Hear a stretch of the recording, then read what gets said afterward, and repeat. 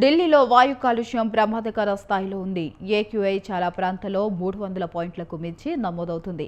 వాహనాలు, పరిశ్రమలు, వ్యర్థాల దహనం మరియు నెమ్మదిగా వీచే గాలి వంటి కారణాలతో కాలుష్యం పెరిగింది. దీనివల్ల ప్రజలు శ్వాసకోశ సమస్యలను ఎదుర్కొంటున్నారు. దేశ రాజధాని ఢిల్లీ ప్రజలకు ఊపిరి ఆడడం లేదు. వాయు కాలుష్యం మంచు పొగతో ఉక్కిరిబిక్కిరికి గురవుతున్నారు. ఉదయం, సాయంత్రం పూట వాకింగ్కు వెళ్లలేకపోతున్నారు. ఇక విద్యార్థులను పాఠశాలలకు పంపలేని విధంగా వాతావరణం ఉంది.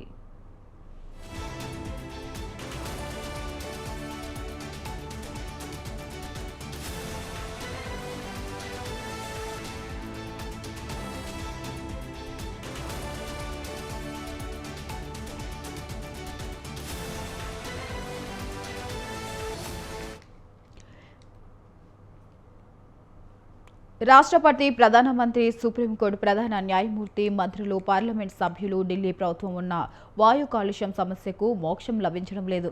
విషపూరిత గాలి, పొగమంచు కారణంగా ఢిల్లీ ప్రజలు కళ్ల మంటలతో పాటు ఊపిరిని తీసుకోలేకపోతున్నారు. ఈ భూతం కారణంగా నవంబర్ నెలలో 2 వారాల నుంచి నరక యాతన అనుభవిస్తున్నారు. ఢిల్లీలో ఇవాళ సగటు వాయు నాణ్యత సూచిక 318గా నమోదైంది. ఇక కొన్ని రోజులుగా ఇదే తీరుగా కాస్త అటు ఇటుగా నమోదవుతుంది.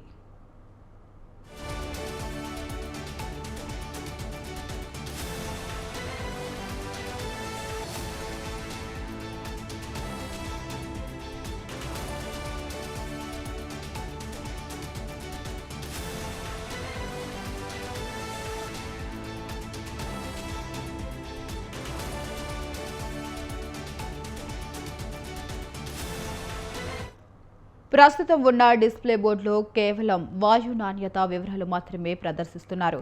ఎప్పుడో ఏర్పాటు చేసిన ఇవి మారుతున్న పరిస్థితులకు అనుగుణంగా లేవని ఢిల్లీ ప్రభుత్వం గుర్తించింది. అదనంగా మరో 6 అధునాతన ఎయిర్ క్వాలిటీ మానిటరింగ్ స్టేషన్లను ఏర్పాటు చేయాలని నిర్ణయించారు. వచ్చే ఏడాది జనవరి 15 నుంచి ఇవి పనిచేయనున్నాయి. ఇక జేఎన్యూ, ఇందిరాగాంధీ ఓపెన్ యూనివర్సిటీ, మార్షల్ మహల్ ISRO earth station, Delhi cantonment common health sports కాంప్లెక్స్తో పాటు నేతాజీ సుభాష్ యూనివర్సిటీ ఆఫ్ టెక్నాలజీని వీటిలో అమర్చనున్నారు.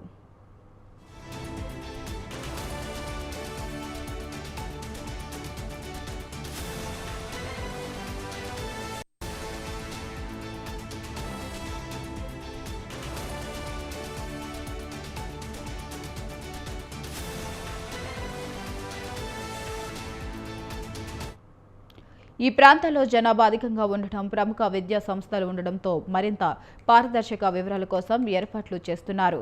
PM2.5, PM10, sulphur dioxide, ozone, BTechs compounds వివరాలు కొత్తగా ఏర్పాటు చేసి డిస్ప్లే బోర్డులను ప్రదర్శిస్తానని ఢిల్లీ పర్యావరణ మంత్రి మంజీందర్ సింగ్ తెలిపారు.